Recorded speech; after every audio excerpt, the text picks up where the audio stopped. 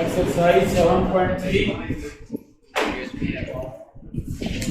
ये बेटा exercise 7.3 question number 10 question number 9 तक सॉल्व किया था। क्वेश्चन 10 पे आया prove that angle in a semi circle is a right angle.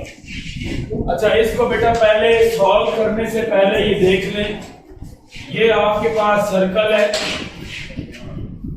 और ये उसका सेंटर है। सेमी सर्कल का मतलब होता है हाफ सर्कल। ये अब ये वाला हिस्सा आप ले लें और ये सेंटर स्टिल क्या है, O है। These are the radii of the circle। ये R है तो ये भी क्या होगा, R होगा। अच्छा अब जो वो बात कहना चाह रहा है वो समझे।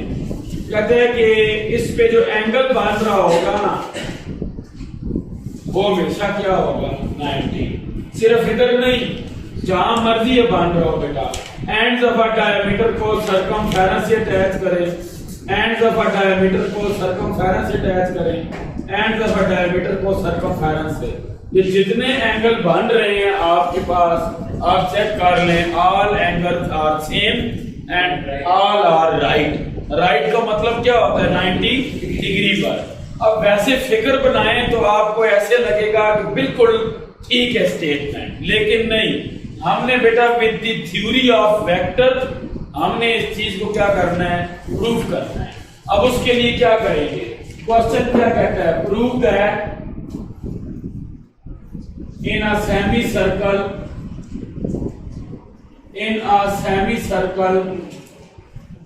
The angle in a semi circle is a right angle.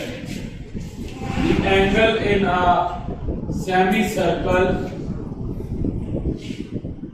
is a right angle. Right angle है, right triangle है, right angle जी ठीक है, right angle है। right angle का मतलब यही होता है बेटा 90 डिग्री। स्टेटमेंट चेंज हो गई यहाँ से। अब पहली बात कि जो आपको गिवन है इसमें सबसे बड़ी बात क्या है, सेमी सर्कल। सेमी सर्कल बेटा पहले ड्रा करें।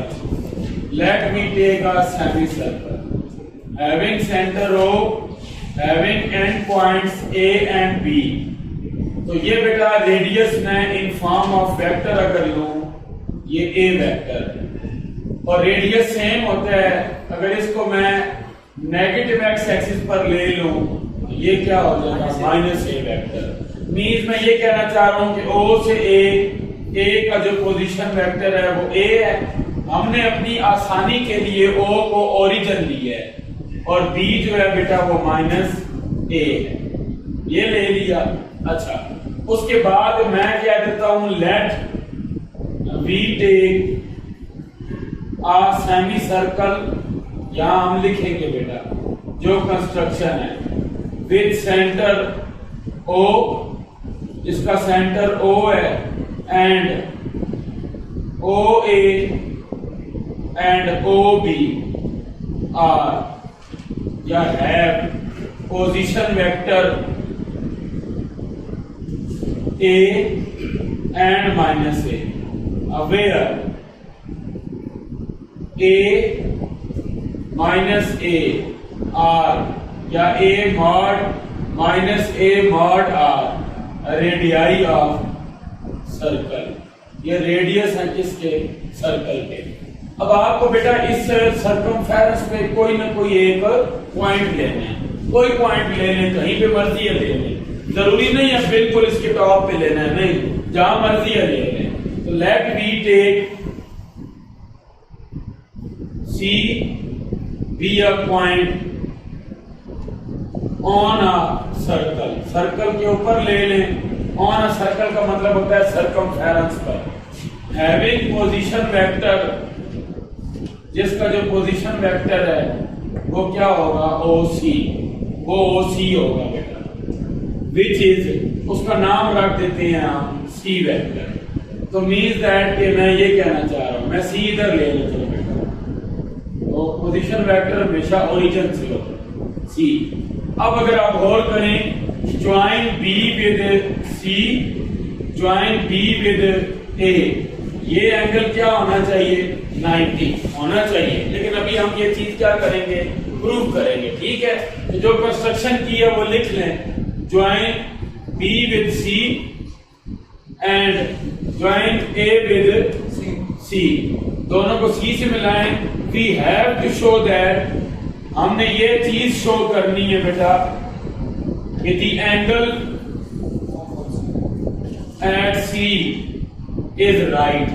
ये जो एंगल बन रहा है सेमी सर्कल में, ये C कहीं पे भी हो सकता है। C भी आर्बिट्ररी, इधर भी हो सकता है, इधर भी, हर जगह हो सकता है। लेकिन शर्त क्या है बेटा, A B के अलावा हो और सरकमफेरेंस पे कहीं पे भी हो। तो आपके पास एंगल क्या आएगा, 90 डिग्री। ये सारी कंस्ट्रक्शन हमने इस सेमी सर्कल को देख के लगाई है। चलिए अब ऐसा करते हैं कि हमारे पास पोजीशन वेक्टर इसका C वेक्टर है। हम कह देते हैं कि अगर ऐसा होगा बेटा तो BC वेक्टर का डॉट AC वेक्टर के साथ क्या आना चाहिए, 0। ये होना चाहिए। फिलहाल हम इसको लेकर चलते हैं BC डॉट AC। BC का मतलब क्या है बेटा, C minus A into A, ऐसा ही होगा। ठीक है, वेक्टर है ना। BC का मतलब क्या है, OC माइनस OB। तो OC कौन है, C वेक्टर। OB कौन है, माइनस A। तो वो C minus into minus A का इंटू, हाँ जी, OC माइनस OA। ये CA भी लिख लेने से कोई फर्क नहीं पड़ता। तो हम क्या लिखेंगे बेटा, इधर AC क्या आ जाएगा, C माइनस A। ये क्या आ गया आपके पास, C plus A into C minus A। जी बिल्कुल, ये आ गया बेटा A plus B, A minus B, दरम्यान में डॉट है। C मैग्नीट्यूड का स्क्वायर, A मैग्नीट्यूड का स्क्वायर। अब आपके पास आगे क्या आना है, देखें। What is this, radius. ये भी रेडियस है, तो C भी क्या है, रेडियस है। तो मीन्स दैट कि फ्रॉम फिगर, यहां लिखेंगे बाकायदा, फ्रॉम फिगर आपके पास C का मैग्नीट्यूड ले या A का मैग्नीट्यूड ले या माइनस A का मैग्नीट्यूड ले, ये तीनों आपस में क्या है, इक्वल हैं। तो मीन्स दैट C मैग्नीट्यूड का स्क्वायर भी क्या होगा बेटा, A मैग्नीट्यूड का स्क्वायर। और ये स्टिल क्या रहेगा, A मैग्नीट्यूड का स्क्वायर। ये आपस में क्या हो जाएंगे, कैंसल। प्रूफ हो गया कि नहीं। इसका डॉट 0 प्रूफ होने का मतलब ये है कि ये साबित हो गया बेटा कि BC परपेंडिकुलर है किसके, AC के। इसका मतलब है कि measurement angle C is equal to 90 degree. इसका मतलब ये हुआ कि सेमी सर्कल में जो भी एंगल बन रहा हो वो क्या होगा, 90 डिग्री होगा। अब इस थ्योरम की स्टेटमेंट को थोड़ा चेंज करने लगे हैं, क्या कि when we have a b the diameter of a circle, then we draw a line, जब we draw a segment from ends of a diameter, their point of intersection makes angle 90 degree। Means इस theorem की statement को मैं उल्ट कर रहा हूं कि जब भी एंड्स ऑफ अ डायमीटर होंगे, लेकिन वो डायमीटर कौन सा होना चाहिए, जरी बात है ये अलोंग एक्स एक्सिस, कोई भी हो बेटा। फॉर एग्जांपल ये आप चेक करें, ये है। अब मैं इधर डायमीटर बनाने लगा। डायमीटर किस कॉर्ड को कहते हैं, जो सेंटर से पास हो। ये ले, डायमीटर हमेशा सर्कल को किस में कन्वर्ट कर देता है, सेमी सर्कल में, दो सेमी सर्कल। ये हो गया। अब आप in end of a diameter को सरकमफेरेंस पर मीट करें, हमेशा क्या आएगा, 90। हमेशा क्या आ रहा है, 90। तो ये एक एज अ रिजल्ट आपने समझ लेना है। एमसीक्यूज में भी ये बात आ जाए ना कि एंड्स ऑफ अ डायमीटर को सरकमफेरेंस से अटैच करें, सरकमफेरेंस पे जाके एक ही पॉइंट पे मीट करें, वो जो एंगल बन रहा होगा वो क्या होगा, 90 डिग्री होगा। बाकी रही बात प्रूफ कैसे, उसके डायमीटर्स के पॉइंट्स क्या ले लिए थे, ए बी, उनके पोजीशन वेक्टर ले लिए, सर्कल का रेडियस ले लिया, एक आर्बिट्ररी पॉइंट सी ले लिया, उसका पोजीशन वेक्टर ले लिया और प्रूफ कर दिया कि बी सी का डॉट ए सी के साथ क्या आ रहा है, 0।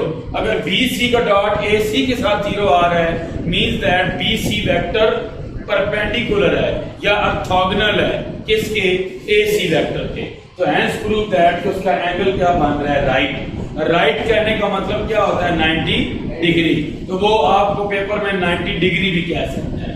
राइट की बजाय क्या लिख सकते हैं, एंगल इज 90 डिग्री। क्लियर हो गया जी बात, या ऑर्थोगोनल लफ्ज भी यूज कर जी।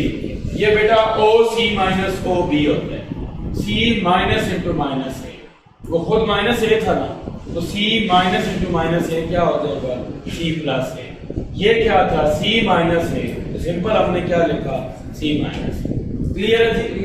अच्छा, अब बेटा आपको याद हो फर्स्ट ईयर में आपने एक थ्योरम प्रूव किया था, फंडामेंटल लॉ ऑफ ट्रिग्नोमेट्री। क्या ख्याल है, इसको प्रूव करने का स्टाइल कुछ और था। क्या था, आप यूनिट सर्कल लेते थे, यूनिट सर्कल में आपने एक लाइन सेगमेंट ली, सरकमफेरेंस पे एक पॉइंट पे, एक बी पे आपने कहा कि ए एंगल अल्फा बना रहा है, बी बीटा बना रहा है। फिर आपने बेटा एक और लाइन सेगमेंट ली जो सी पे है और ये अलोंग एक्स एक्सिस डी पे है। फिर आपने कहा था कि ये एंगल अल्फा प्लस बीटा है, अल्फा माइनस बीटा है। ये भी एंगल क्या है, अल्फा माइनस बीटा। ये ए बी का डिस्टेंस इक्वल रखा था सी डी के, और बेटा याद करें इस पे आपने डिस्टेंस फार्मूला लगाया था, याद आ रहा है। डिस्टेंस फार्मूला लगाकर आपने प्रूव किया था कि cos अल्फा माइनस बीटा इसके इक्वल है। यही सेम काम रिपीट करने जा रहे हैं, लेकिन अब बहुत आसानी से ये सॉल्व होने जा रहा है with the help of vector. ये बहुत इजीली सॉल्व होता है, लेकिन उसके लिए बेटा आपको सबसे पहले पता होना चाहिए कंपोनेंट को सॉल्व कैसे करते हैं। फॉर एग्जांपल मैं कहता हूं कि ये एक वेक्टर है, इसका नाम है ए वेक्टर, इसका ये परपेंडिकुलर कंपोनेंट है और ये कह दें ये वर्टिकल कंपोनेंट है बेटा, और ये कौन सा कंपोनेंट है, हॉरिजॉन्टल कंपोनेंट। अब आपने जब भी ए को रिजॉल्व करना है वर्टिकल और हॉरिजॉन्टल कंपोनेंट में, और आपको पता होगा कि ये ए cos थीटा होता है, ए cos थीटा, और ये ए sin थीटा होता है बेटा, और ये क्या हो जाएगा ए cos थीटा। ऐसे ही है, उसके पीछे लॉजिक क्या है बेटा, इस पूरे वेक्टर का मैग्नीट्यूड कितना होता है, ए। पूरे वेक्टर का मैग्नीट्यूड कितना है, ए। ये एंगल कितने हैं, थीटा। अब आपको फाइंड क्या करना है, परपेंडिकुलर। तो साइन थीटा किसके इक्वल होता है, perpendicular over base. Base hypotenuse होगी, हाइपोटेन्यूज क्या है बेटा, ए। तो परपेंडिकुलर क्या आ गया बेटा, ए साइन थीटा। तो दैट इज व्हाई आप यहां क्या लिखते हैं, ए साइन थीटा। अच्छा, इधर आ जाते हैं, cos थीटा किसके इक्वल होता है, बेस ओवर हाइपोटेन्यूज। हाइपोटेन्यूज क्या है, ए। तो बेस की बेटा क्या वैल्यू आती है, ए cos थीटा। तो इसको आप क्या लिख रहे होते हैं, ए cos थीटा। अब कोई पूछे कि इसको कंपोनेंट फॉर्म में लिखें, तो ए वेक्टर को कैसे लिखेंगे, लिखेंगे बेटा ए cos थीटा आई क्या प्लस ए साइन थीटा जे क्या। बात समझ आई है, कंपोनेंट में लिख सकते हैं ना, लेकिन अब थोड़ा सा चेंज करें बेटा। अगर मैं कहता हूं ये जो वेक्टर मैंने लिया है ये यूनिट है, क्या है, यूनिट। यूनिट का मतलब मैग्नीट्यूड क्या होता है, 1। अगर यही वाला वेक्टर है बेटा यूनिट, ए हैट का नाम दे देता हूं, तो बेटा नो डाउट यहां पर आपका ए नहीं आएगा, क्या आएगा, 1 आएगा। यहां ए नहीं आएगा, क्या आएगा, 1 आएगा। समझ आ रही है क्यों 1 आएगा, क्योंकि यहां मैग्नीट्यूड आ रहा था, अब क्या आएगा, 1 1। तो मींस दैट आपको कोई भी यूनिट वेक्टर लिखना हो तो आप डायरेक्ट लिख सकते हैं cos थीटा आई प्लस साइन थीटा जे। क्वेश्चन ये है व्हाट इज थीटा। तो बेटा थीटा क्या होता है, वेक्टर का एक्स एक्सिस के साथ एंगल होता है, ये थीटा।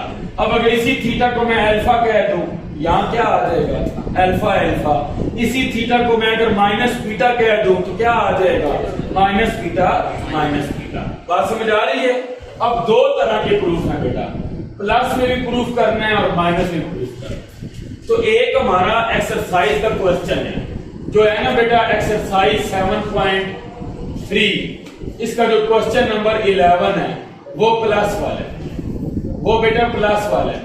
क्या है प्लस वाला, cos alpha cos beta minus sine alpha sign beta. ये जो चीज आपने साबित करनी है बेटा ये एक्सरसाइज में, और आपकी एग्जांपल किस पे डिपेंड करती है, cos अल्फा माइनस बीटा पे। मैं दोनों के बारे में अभी आपको गाइड करूंगा। अल्फा प्लस बीटा बेटा ज्यादा टेक्निकल है, रीजन उसकी सुने। जब भी आपको अल्फा प्लस बीटा प्रूफ करना होगा ना, ये इतना इजीली प्रूफ नहीं होगा, मींस दैट इसमें थोड़ी सी कैलकुलेशन ज्यादा है। अब देखें आप क्या करेंगे बेटा, एक वेक्टर लेंगे यूनिट वेक्टर जिसका नाम आप रखेंगे ओ ए,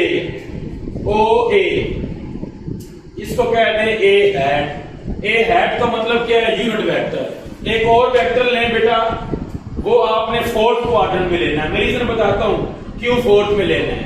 इसका टिप का नाम रखें ओ बी, ये ओ है और ये बी है।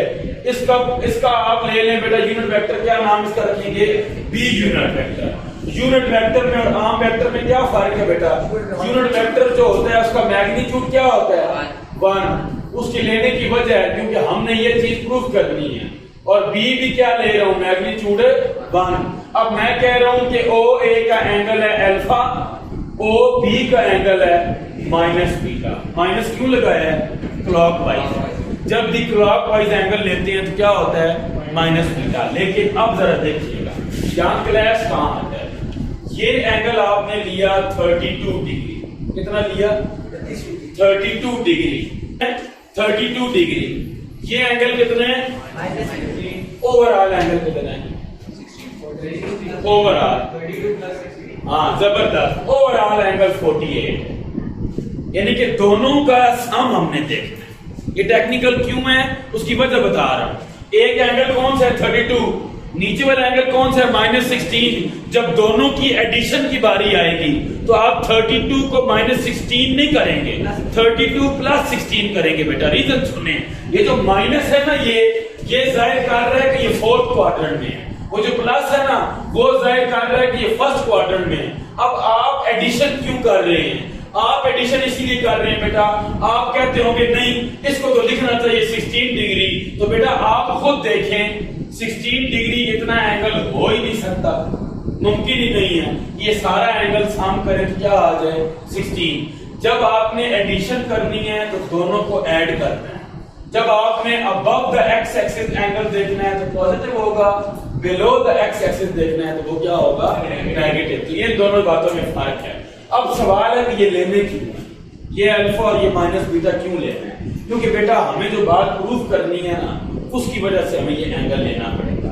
अब ये एंगल का ओवरऑल कितना है, अल्फा प्लस बीटा। अब आए आप दो शेप्स अलग से ड्रा करें, इसमें पजल होने की जरूरत नहीं है। ये ओ है, ये ए है, ये ए कैप है, ये कौन है बेटा, अल्फा। अब कंपोनेंट में रिजॉल्व करेगा, ये वर्टिकल है या नहीं, ये हॉरिजॉन्टल कंपोनेंट है या नहीं। अच्छा अब बताना है आपने, ए का मैग्नीट्यूड कितना होता है 1, ये कौन है 1 sin अल्फा, ये कौन है बेटा 1 cos अल्फा। हो गया। अब आपसे पूछे कि ए वेक्टर लिख कर दे, ए वेक्टर लिखें तो वेक्टर को लिखने का क्या तरीका, आई जे में लिखते हैं X I plus Y J. Who is X, cos alpha I, जबरदस्त, plus who is Y, sin alpha J. अब फिर बात सुन लें, ऐसा वेक्टर ले जिसका मैग्नीट्यूड 2 हो, क्या हो बेटा, कोई मसला नहीं, यहाँ 2 cos अल्फा 2 sin अल्फा आ जाएगा। ऐसा वेक्टर ले जिसका मैग्नीट्यूड ए हो, ए ना 1 हो ना 2 हो ना 3 हो, जर्नल क्या हो, ए हो, यहाँ क्या आ जाएगा, ए cos अल्फा ए sin अल्फा। लेकिन हमने सपोजिशन में क्या लिखा था कि हम क्या ले रहे हैं, यूनिट वेक्टर। क्यों ले रहे हैं, ताकि अपने रिजल्ट को आसानी से हल कर सके। क्वेश्चन है यूनिट वेक्टर ना ले तो मसला हल नहीं होगा, हो जाएगा। आप 2 मैग्नीट्यूड का वेक्टर ले लें, आप 3 मैग्नीट्यूड वाला वेक्टर ले लें, कोई इशू नहीं है। यानी कि आपकी कॉम्प्लिकेशन ज्यादा हो जाएगी, इससे कोई फर्क नहीं पड़ता। ये एक बेटा डायग्राम हुई, दूसरी डायग्राम ड्रा करें। ये क्या है, ओ बी, ये है ओ बी, ये इस वेक्टर का नाम क्या है, बी यूनिट। हाँ जी बेटा, इसका वर्टिकल कंपोनेंट ये होगा, हॉरिजॉन्टल कंपोनेंट ये हो। ये क्या चीज है, माइनस बीटा है या नहीं। तो अब इसका वर्टिकल कंपोनेंट में क्या आएगा, 1 sin, एंगल कौन है, माइनस बीटा। इसके ओरिजेंटल कंपोनेंट में क्या आएगा 1 cos एंगल क्या है माइनस बीटा। जबरदस्त। जो एंगल एक्स एक्सिस पर बन रहा होता है बेटा हमेशा वही लिखना होता है आप। अच्छा अब देखें b को लिख सकते हैं ना x I plus Y J. X कौन है cos माइनस बीटा आई, y कौन है साइन माइनस बीटा जे। जबरदस्त। अब आपको याद होगा कि जो cos है वो इवन फंक्शन है माइनस एब्जॉर्ब करता है और जो साइन है वो इवन फंक्शन नहीं है, ये माइनस बाहर ले है। ये आपके पास b कैप तैयार हो गया बेटा, ये आपके पास a कैप आ गया। समझ आई। अब आप एक काम करें डॉट लें। दो यूनिट वेक्टर का डॉट कैसे लेते हैं इसका मैग्नीट्यूड याद है ना, b का magnitude cos of angle between. अब आए बात ये a है या नहीं, ये b है या नहीं, दोनों के दरमियान एंगल कितना है जबरदस्त। cos ऑफ अल्फा प्लस आ गई। अब a कैप की वैल्यू बेटा यहां से लिखें क्या आएगी cos alpha I sine alpha J, sine alpha J dot. हाँ जी बेटा b लिखें cos बीटा आई जबरदस्त sine beta J, sine beta J. ठीक है। अच्छा आगे चलते हैं। a का मैग्नीट्यूड b का magnitude cos of alpha good. अब बेटा प्रीवियस 7.2 के स्टार्ट वाले लेक्चर में जाएं। डॉट कैसे लेते हैं आई से जे से। cos अल्फा को किससे मल्टीप्लाई कर देंगे cos बीटा से। आई डॉट आई क्या हो जाएगा 1। अच्छा plus minus sine alpha sign beta J dot J क्या होता है 1। ये प्रूफ हो गया कि नहीं? यही बेटा हमने साबित करना था कि cos of alpha plus beta equal है cos alpha cos beta minus sine alpha sign beta. अब इसकी बेहतरीन समझ कब आएगी जब आप एग्जांपल वाला क्वेश्चन करेंगे, उसके बारे में मैं गाइड करता हूं। एग्जांपल वाले क्वेश्चन में पहले सुन ले प्रूफ क्या करना है। प्रूफ ये करना है बेटा cos of alpha minus beta. नजर आ रहा है? अब डिमांड के मुताबिक चलें। किसके इक्वल है cos alpha cos beta plus sine alpha sign beta. Clear होगी बात? अच्छा इसके लिए बेटा क्या करेंगे, एक a ले लेंगे OA, एक B ले लेंगे जो कि OA से कम एंगल पे होगा B। उसकी वजह ये भी यूनिट वेक्टर होगा बेटा, ये भी यूनिट वेक्टर। A एंगल क्या बनाएगा B एंगल क्या बनाएगा beta. What is this alpha minus beta. Angle between A and B कितना है अल्फा माइनस बीटा। अब आप क्या करेंगे A वाले की फिगर अलग बनाएंगे बेटा इस तरह और सॉल्व करेंगे ऐसे जैसे अभी सॉल्व किया है आप। B वाले की फिगर अलग बनाएंगे और सॉल्व करेंगे जैसे अभी सॉल्व कंपोनेंट्स में सॉल्व करेंगे। ये हो जाएगा तो फिर A डॉट B लेंगे, लेकिन यहां पर हमने A डॉट B में क्या एंगल लिखा है अल्फा प्लस बीटा, वहां क्या लिखेंगे अल्फा माइनस। इसकी कंपोनेंट क्या है cos alpha I plus sine alpha J. उसके कंपोनेंट क्या होंगे cos alpha I plus sine alpha J cos beta I plus sine beta J. तो ऑटोमेटिकली जब बेटा डॉट लेंगे तो वो चीज प्लस में आई हो जाएगी और यहाँ एंगल माइनस में आ जाएगा। यही सेम आपने प्रैक्टिस आगे जाकर क्रॉस भी करनी है, क्रॉस प्रोडक्ट। वहां क्या प्रूफ होगा साइन अल्फा प्लस बीटा भी प्रूफ हो जाएगा, साइन अल्फा माइनस बीटा भी। अब वो दोनों प्रूफ मैं नहीं करवाऊंगा, एक एग्जांपल में और एक क्वेश्चन में, वो खुद हो जाएंगे। तो अब आपने एग्जांपल बेटा कैसे सॉल्व करनी है ये मैंने ट्रिक बता दी है। ऊपर आपके सामने 7.3 का क्वेश्चन नंबर 11 है। अच्छा एक और चीज के बारे में गाइड कर दूं, जो क्वेश्चन नंबर 12 है ये आपकी प्रीवियस एक्सरसाइज 7.3 की एग्जांपल लास्ट है। जो लास्ट एग्जांपल है ना बेटा, इसके सारे पार्ट्स ऑल पार्ट्स सॉल्व करने। अच्छा सुन ले प्रूफ क्या हुआ है। उधर प्रूफ हुए हैं बेटा लॉ ऑफ कोसाइन। अब लॉ ऑफ कोसाइन क्या थे, मैं 3 लिख देता हूं आपके सामने। a स्क्वायर इक्वल था b square plus c square minus 2bc cos of alpha. C square equal है a square plus b square minus 2ab cos of gamma. Similarly c square b square equal है b है। ये with the help of आपने triangle का एक result use करना है कि तीनों वेक्टर्स का सम हमेशा क्या होता है, जीरो। कोई भी क्लोज फिगर हो ना बेटा, रेगुलर क्वाड्रिलेटरली क्यों ना हो, उसमें तीनों वेक्टर्स का सम हमेशा क्या आता है, जीरो। ठीक है, तो ये आपने रिजल्ट यूज करना है किसमें, पहले एग्जांपल के 4 पार्ट्स करने हैं, वो सॉल्व करने के बाद क्वेश्चन नंबर 12 के 4 पार्ट्स। अब इनके मैं आपको लॉजिक बता दूं, जो पार्ट चारों है ना 1 2 3 एंड 4, इनको इसी थ्योरम के जरिए प्रूव करना है। लेकिन बेटा ये एमसीक्यूज पॉइंट ऑफ व्यू से बड़े इंपॉर्टेंट है। एमसीक्यूज यहां से बनता है, यानी कि इस टॉपिक में 7th चैप्टर में इसी क्वेश्चन नंबर 12 से बनेगा, लॉ ऑफ कोसाइन से एक एमसीक्यूज आएगा। मींस आपको राइट हैंड साइड पूरी दे दी जाएगी और कहा जाएगा कि इसके लेफ्ट पे क्या आता है। वो थोड़ा सा पजल में भी दे सकता है, 2-3 वैल्यू इधर ले जाएगा, लेकिन वो समझ कब आएगी। 4 पार्ट्स एक्सरसाइज के और 4 एग्जांपल्स की जब आप प्रूफ करेंगे, 8 जब प्रूफ हो जाएंगे ना, ऑटोमेटिकली आपको समझ आ जाएगी इसको कैसे सॉल्व करना है। ठीक है, यहाँ पे आके आपकी एक्सरसाइज 7.3 वाइंड हो गई है। ठीक है बेटा, अब हम आगे चलेंगे।